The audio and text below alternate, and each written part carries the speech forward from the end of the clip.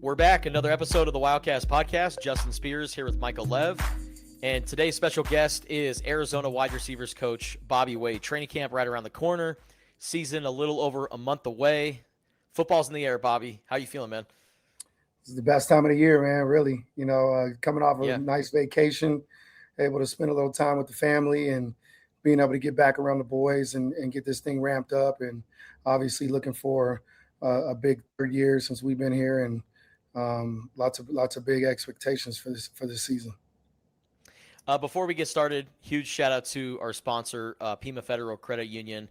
Shout out to Pima Federal for always doing big things, giving back to our community, and also sponsoring the Wildcast Podcast. So, Bobby, man, I can't believe I didn't think about this until recently. Do you and Danny Gonzalez, were you guys teammates of Brian Urlacher? We both were, yes. Yeah, we actually have had several conversations about that. I was gonna say, have you guys ever talked about being teammates with Brian Urlacher? Yeah, no doubt. Danny still speaks with him a lot. Me not so much, but when Brian's around, we always talk about old stories and chop it up a bunch. But just an awesome individual, and I'm sure he'll tell you the same. It was a great teammate, awesome dude to play with, and a great friend. Is he the best player/athlete that you ever played with, or is there somebody else? Well, you're trying to get me in trouble right now, huh? You're trying to get me in some trouble, man. I actually just did an interview about playing with Adrian Peterson. Mm-hmm. And then Lance Briggs is one of my best friends. So playing with Lance, but I mean, Brian as an overall athlete, he can do so many things, man. Like when we would play basketball. In the off season, he was just absolutely ridiculous with the basketball in his hand as well. I know he had a little stint in some wrestling, and I'm pretty sure there's nothing Brian cannot do. He was just extremely athletic.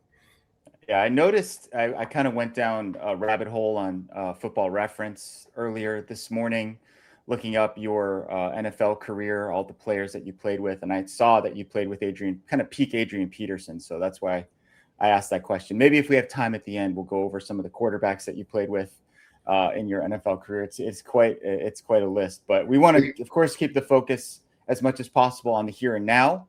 And Bobby is not just the wide receivers coach for Arizona. He's the passing game coordinator, and as of April of this past year, also assistant head coach. How did that come about, Bobby? Is that something that you pushed for? Is that something that Coach Brennan wanted to bestow on you?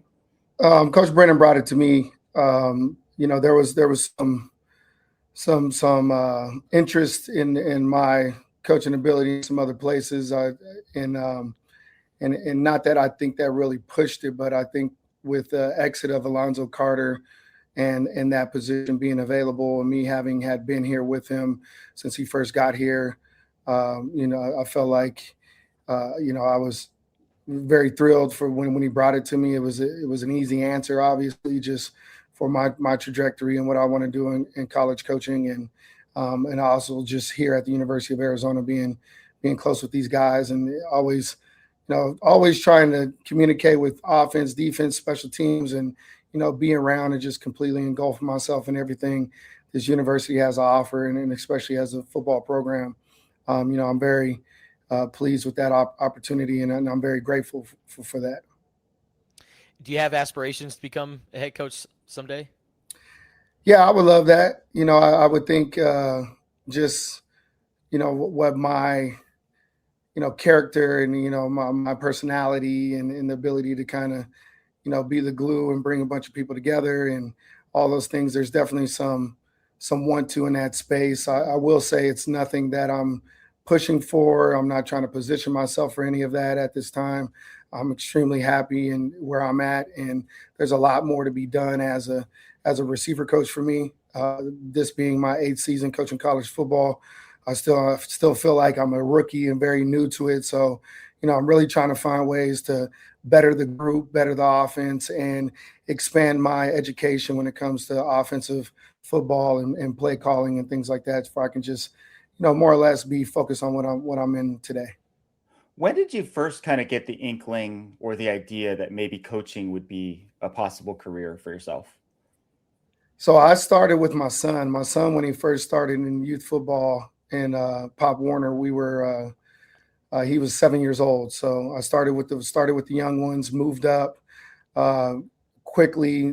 Even before he became a 12-year-old, I started to coach the older group in our youth program called the Arizona Saints in Phoenix. So not only that, was the head coach of the older group, and then became the president of the organization. So I was always super involved when it came to the youth sports, and then I was able to move up with Coach Tay, Jim Rattay at Cesar Chavez High School in Phoenix, who was my high school coach at Desert Vista. And from the very beginning, I just fell in love with the response and the ability to be able to get kids to respond to you, and from just even a youth level to all the way up to high school. And then was offered that opportunity to coach at the other school. And so immediately I took advantage of that. Love it. The other school. And you come down to Arizona, your alma mater, and coach for the Arizona Wildcats, and you've been coaching under a guy who has been a wide receiver and has also been a longtime receivers coach. So what kind of tips and tricks have you learned from a guy like Brent Brennan? Yeah, I don't know if there's anyone better to learn from when it comes to just how he moved quickly into his his coaching experience. And he's also a Coach Tomey guy who I had the opportunity to play for Coach Tomey. And me and Brent Brennan, he was my graduate assistant when I played here my second season. So it goes all the way back then. And then you connect his younger brother Brad, have an opportunity to play behind him. So the Brennan family has really helped me in this coaching journey that I've been on. I'm very grateful to them. But Coach has had the opportunity to coach Belenkoff Award winners, first round draft picks, guys that had 10, 15-year careers in the NFL. And for him to be able to be so relevant in those guys' lives still today really makes me aspire to be more like him, because understanding that it's bigger than just the football piece of it, but also the off the field and building the relationships and something that lasts forever. And that's really what college football is about.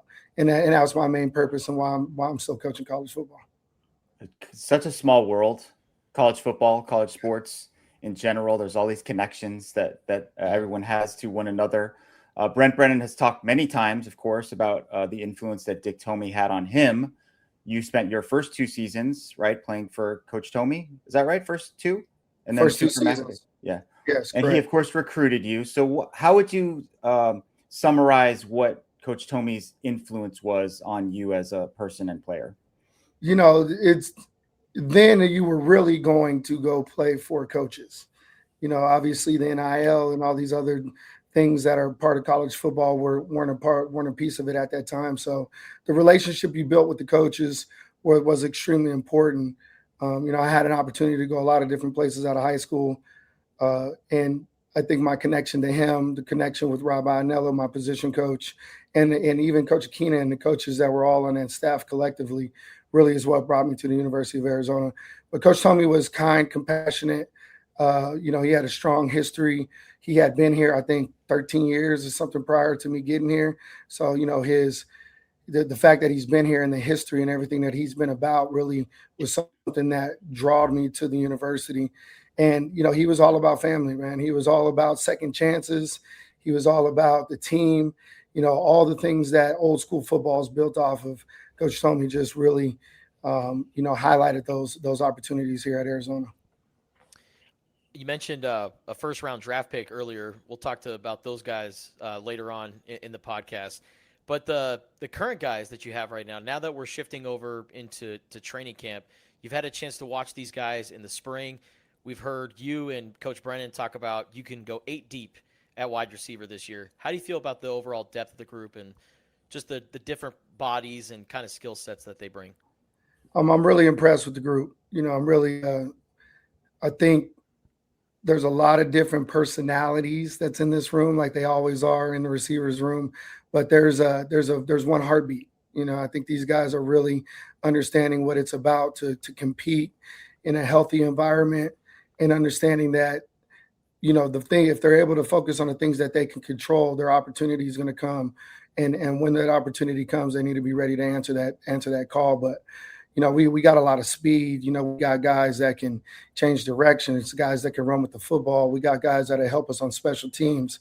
So it's not just necessarily meaning that they're all going to be catching a ton of footballs, but they're going to help this team win this year. There's no doubt. And I think that's what you want when you're breaking down every single position. You want guys that can spread out and help you in a lot of different areas. And so the room it's a pleasure to coach. It is a challenge because there's guys that warrant the time on the field. So there's going to be some, challenging moments of making sure that, guys are earning it and guys deserve it. And the ones that are, doing the right things time in, time out, being very consistent with their ability and their, playing type, and, they're going to play the most, and they understand that. But everybody at this point is absolutely pushing for that opportunity. I think they understand that there's a lot of different eyes on them. It's not just me watching them, but, Coach Brennan with all his background with the receivers, Coach Daggy, even Coach Miller, you got Mike Williams. There's a lot of guys that's, either played or coached the position that are really pouring into that group. And then, you have Noah and Noah's last year, and that motivation for them as a whole, I think, is really focused on trying to make sure Noah has his best season in his final year.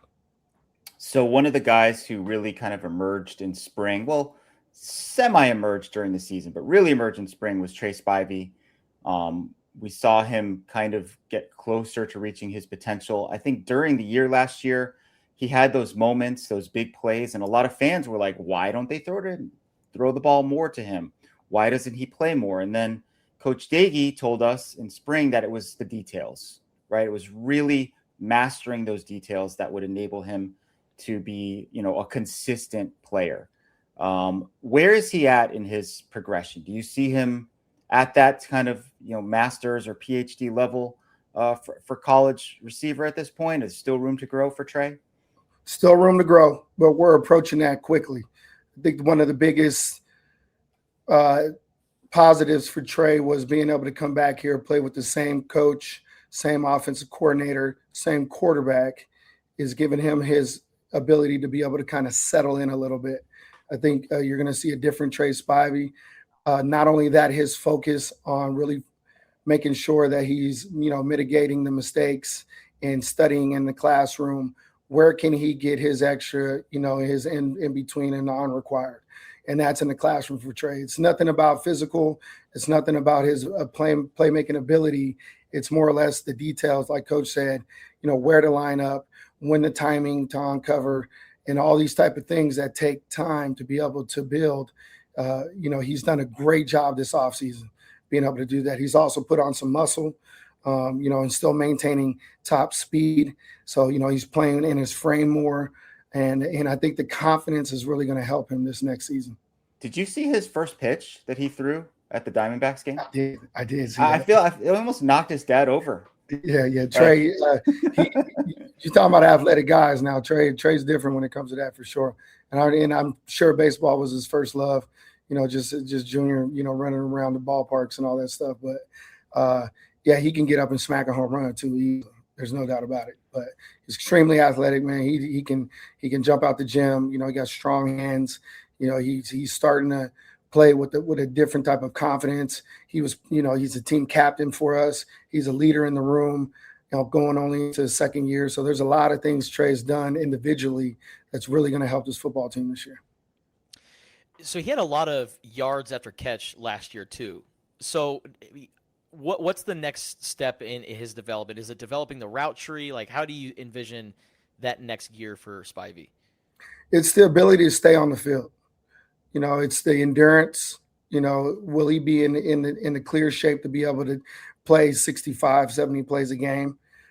Even with the rotation and having guys behind him, I think the biggest point of having the depth is understanding that when you are the starter, that you have guys behind you that can come in and help you so you can stay fresh, right? And so I think that will help Tre be more clear when he's on the football field. And that's the strength of the rotation, and that's the strength of the group. He shouldn't have to play exhausted. Obviously he's going to play tired, but, that's going to allow for those more opportunities with the run after catch. There's going to allow more opportunities for him to come in and have big making sparks within the play, within the game. So, the challenge is to eliminate the mistakes on the field, because there's a lot of hidden things within the offense that if we went back and really broke it down by film, you guys would kind of understand, like, okay, that makes sense. And for me, I really push the receivers to take responsibility for that, and a lot of times it has to do with timing. Maybe you're a step short, maybe you're a yard short, and that's why the ball's behind you. It's not always just the accuracy of the quarterback, but a lot of times it has to do with us. So there's those things that I think Tre is really focused on and wanting to learn that. The other piece is the mental game as far as understanding and being able to ID defenses, right? It's going to be a big part of his next opportunity in NFL is that piece of, can I come out here and understand where the ball should go and should it come to me at this point? And so we'll do a lot of film study again this season. Tre is all in on this, and there's no doubt that he's going to be a better player. You have alluded to Chris Hunter doing some work on his body during the offseason, his conditioning, strength, etc., to maybe come closer to achieving his potential. What gains have you seen him make this offseason, and what are your expectations for him this season? So Chris hasn't missed a day, not one day. All of spring, all summer, there wasn't one day where he missed because there was I'm not saying he wasn't feeling aches and pains, but there was no soft tissue issues. There was no strains, nothing that's kept him off the field like there were prior to. So that says a few things to me. Chris is truly understanding what his body needs. There's great communication between him and Coach Carroll and the strength staff and the people in the training room that is allowing him to stay healthy and still play at a high level. And not only hasn't he missed a day, but there's that. He wants more. He wants to keep going. He wants to push. So the eagerness and his ambition to really want to be the greatest version of him has really changed this season. So I'm anticipating first having him healthy all season, having him healthy all camp, which is naturally just going to give him that opportunity to be more productive because he's going to be more available to us. And then his leadership ability is just, bar none better than anybody's that I've been around in a long time. Like, he's extremely consistent. He leads from the front. He's also able to pull the back up. And then he's every day. He's very consistent within that. And so I think also he's not only pushed our room, but he's also pushed his whole team, which is a big part of it. And, a lot of people are looking at certain other guys, but it's great to get some leadership from the receiver room as well. You guys call them sticks? Let's call them sticks right now. Sticks. That's a Daggy term, and I think it just has to do with the number 11. Okay, so I was like sticks. Yeah. Not that he's like stick and little skinny, no, but he's put on some good muscle, man. He looks really good, and he's a prototype when it comes to receivers. You're talking about his weight, his height, his length, his speed combination, his strength. All those things is what you really want into a receiver. Another guy that had really emerged last year as a true freshman, and now that he's fully healthy, and a lot of people are expecting him to really break out this year, is Giovanni Richardson, who I call Baby Bobby. Like his mannerisms, it's very uncanny. Like, you guys are almost like he's like your mini me. What qualities do you like about him as a receiver, and what's the next step for him as a sophomore? I think the way he's wired. So I appreciate that because, they always say they kind of take on the personality of the position coach. He's a dog, man. Like, he just doesn't take no breaks. He really pushes the room when it comes to, that toughness, when it comes to competitiveness. He's extremely competitive. He wants to win every rep. He wants to win every walkthrough. He wants to win in the classroom. He wants to win with his grades. Like, he is that type of kid. So he is truly trying to find a way to put his best foot forward every single opportunity. And he is still, to me, very raw. Like, he is still learning the game, the route game. Gio he's playing inside for us now, but, I would anticipate, in a year or even, into this year, throughout this season, you'll see him get some reps outside. He's that good, and he warrants that opportunity to be able to play outside and inside. He's extremely physical in the run game. That's something that, we play the perimeter screen game a lot, and to have a guy out there that's consistently trying to set the tempo by sticking his face in there every single time really, really says a lot about the group and kind of like, what our mentality is and how we're made up. But I truly rely on him for him setting the tempo and the mentality of the game and practice every single day. His classmate, Isaiah Mizell, we've seen glimpses of his ability. Probably, I'm guessing the fastest guy in that room. But we haven't seen it like on a consistent basis. What will it take for him to manifest that talent into production? Yeah, he's obviously came in with an elite skill set of speed. He's super fast and he's football fast. So he plays fast. It's not just track speed. So his route game is super quick. He's able to transition. He's very twitchy. He has exceptional hands, very good at catching the football on the run, staying on the ground, plucking the ball. Mizell has taken probably the biggest leap when it came to maturity and his ability to be able to really transition into what I like to call being a pro. So, doing this thing every single day, the same exact way.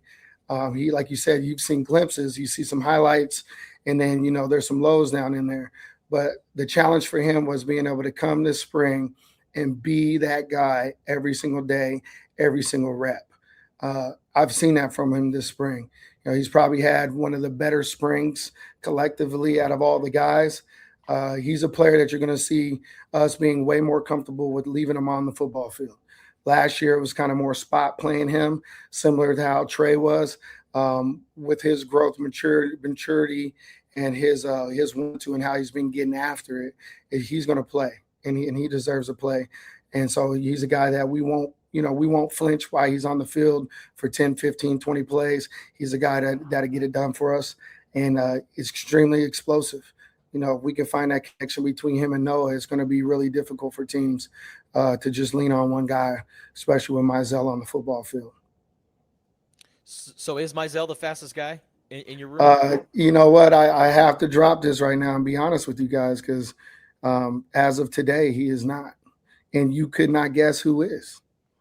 Brandon. Are you going to tell us? Should we go through the list? Tell you. Yeah. RJ Mosley was the fastest. He ran really? 22.1. So miles per hour, he's absolutely flying. Now, with that said, 22.1, you had 22.0 DJ, and the rest of the guys were all in the 21. So the room is fast. They're running. Wow. Okay. Yeah. We barely saw RJ during spring. I think he was recovering from an injury or something, but I assume this is someone that you're high on in terms of his long-term outlook. Absolutely. So he put on a bunch of muscle early when he first got here in the weight room. And what happens with those guys when they get in those real weight programs and start to eat like that, that's where you start to see the gains really quickly. So, he had a minor setback, but he is all the way back. He looks fantastic, has a lot of length, runs really good routes, strong hands. As he starts to get more comfortable, you'll see him hit the field too. I really anticipate him helping us a little bit as well. Jet Smith made a couple plays in the spring too. Yeah, he's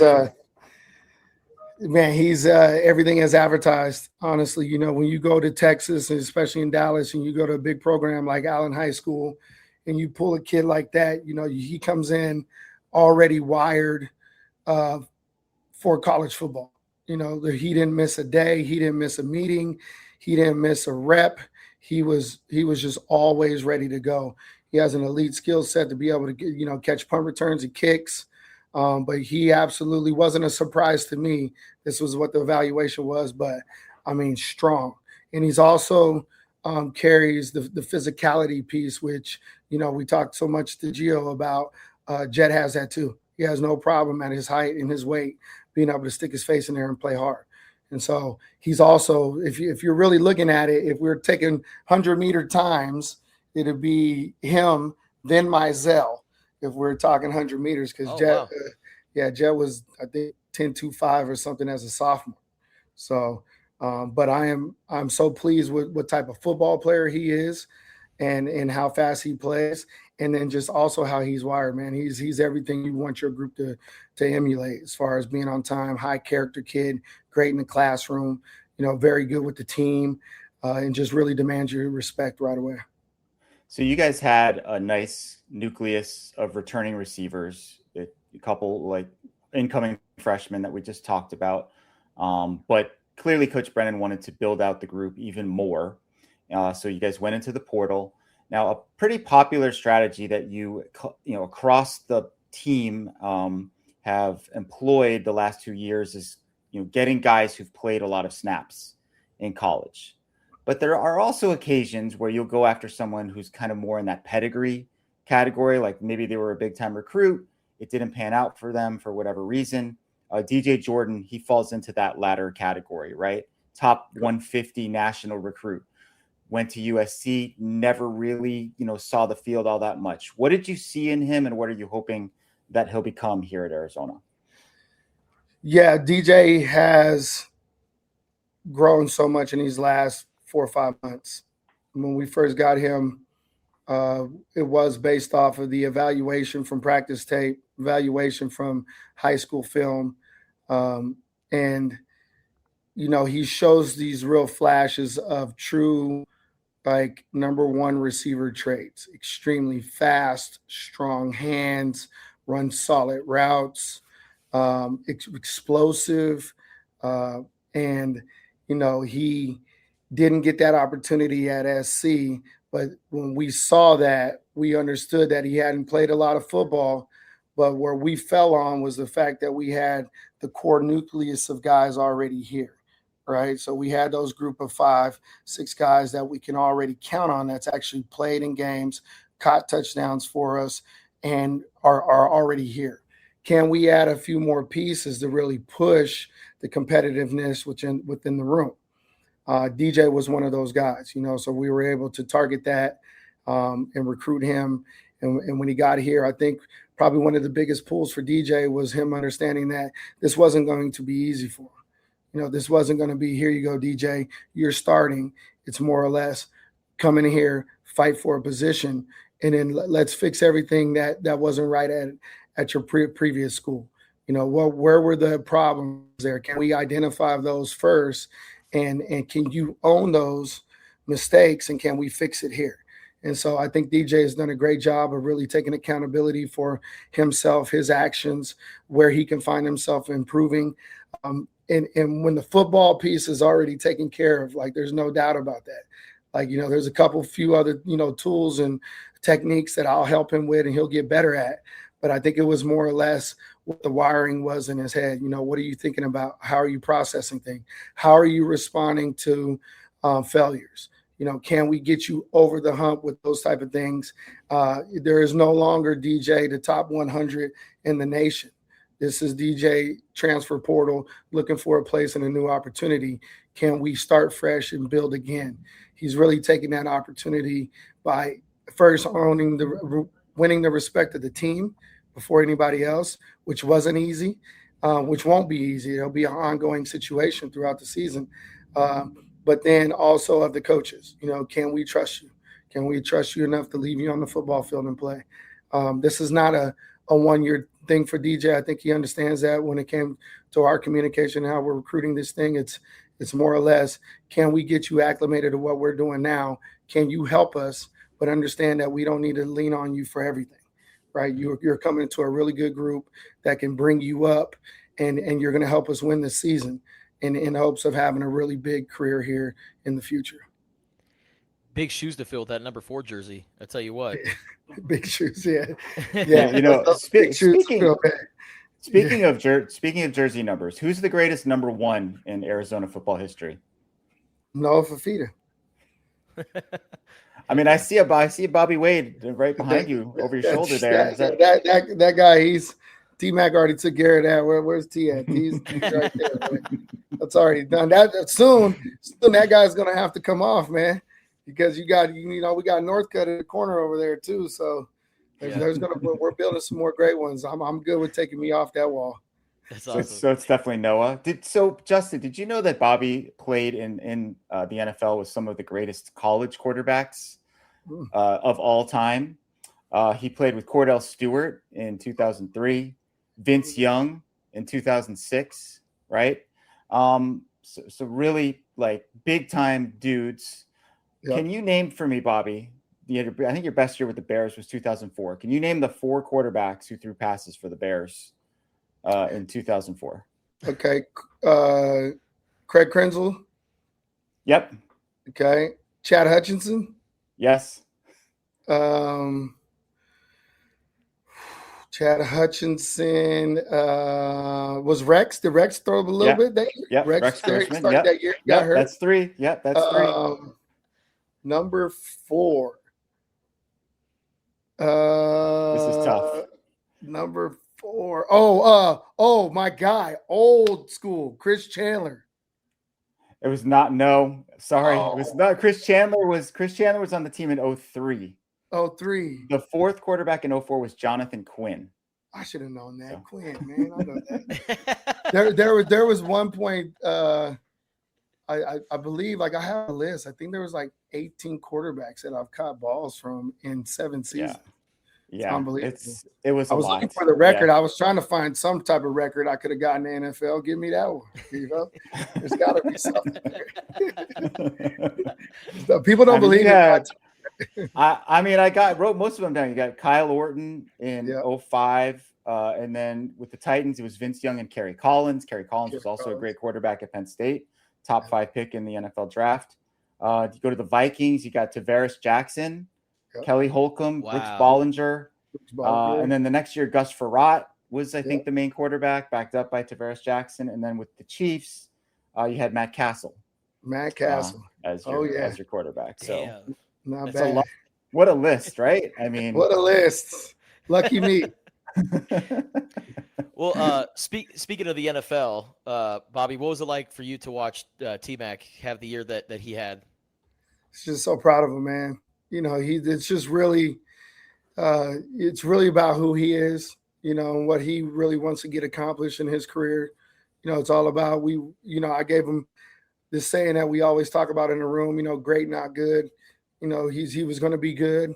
How can you find a way to get great? And are you willing to work at it? What are you willing to sacrifice? And he's just, you know, he just encompasses all of that. And it's fun to watch because he does it with a smile. He does it having fun, and it's his way. You know, it's not really traditional, I guess, in a way some people would say. But I will say this, since he got in the NFL, he's made some changes. You know, and that's the thing about that game at that level. If you really want to be that person, something's going to have to give. You know, I don't think nobody really walks in there prepared for what the NFL demands of you. You know, even in college football, you know, we try to do so much to try to prep them for that, but college football is still just it's a different game. You know, so when you get up there, obviously there's so much more pressure, so many people watching you, and you know, even the money doesn't always keep you. You know, it's more or less, you know, what's really built inside of you, what your heart desires. Are you willing to push towards that? And, you know, he's done a great job, man. Puts a lot of time in the off season. We went to dinner a couple of weeks ago, just kind of talking about, you know, what he's done this off season, and he's still working hard. Couple more for Bobby, and then we'll get him out of here. And of course, we really appreciate his time. His buddy, Noah Fifita, still here, going into his 5th and final season with the Arizona Wildcats. We have heard lots of praise for Noah from all different directions, his character off the field, his play on the field.